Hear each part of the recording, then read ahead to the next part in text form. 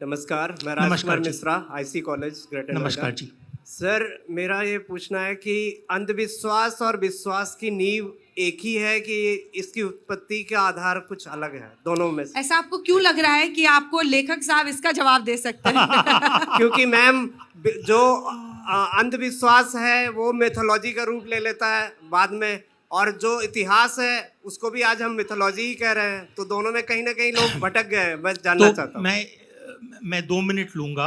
जी sir. ये हमारे thriller writer हैं अमेरिका के बहुत फेमस डैन ब्राउन। हाँ। तो वो आए थे बम्बई और हम लोगों की बातचीत चल रही थी। जिस तरह से आप बैठी हैं यहाँ पर आमने सामने, वैसे ही डैन ब्राउन और मैं, पर फर्क इतना था कि मैं प्रश्न पूछ रहा था। ठीक है। फिर शाम को उन्होंने कहा कि तुम खाने पे क्या कर रहे हो, तो हम अलग से किसी जगह पे निकल गए खाने के लिए। तो उन्होंने पूछा कि what is your definition of God, कि अगर मैं पूछूं कि भगवान क्या है तो तुम्हारा डेफिनेशन क्या है। तो मैंने एक कागज पे लिख लिया, G is equal to infinity minus K। तो उन्होंने पूछा कि भाई ये क्या है, तो मैंने कहा G is God, infinity is the ब्रह्मांड, पूरा जो ब्रह्मांड है, पूरा यूनिवर्स, वो इंफिनिटी में आ जाता है, और K है एक्सटेंट ऑफ ह्यूमन नॉलेज, कि हम क्या जानते हैं।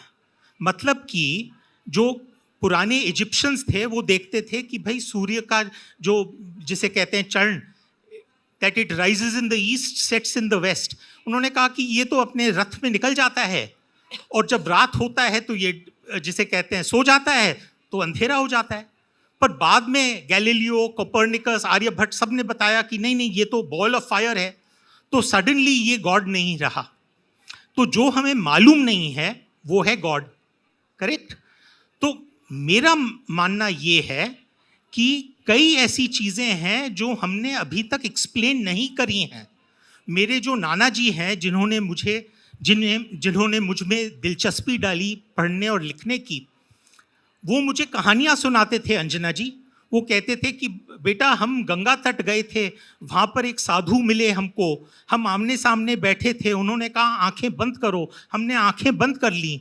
फिर उसके बाद उन्होंने कहा आंखें खोलो, हमने आंखें खोल ली, और वो तो थे नहीं।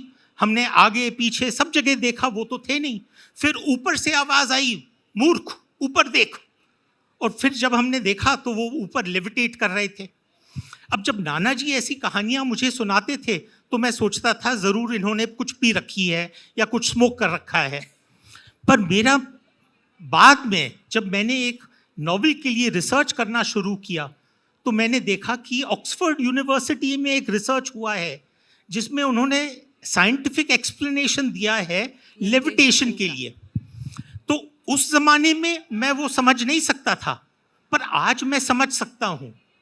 सो मेरा अंग्रेजी में एक प्रोवर्ब है, उसको कहते हैं absence of evidence is not evidence of absence.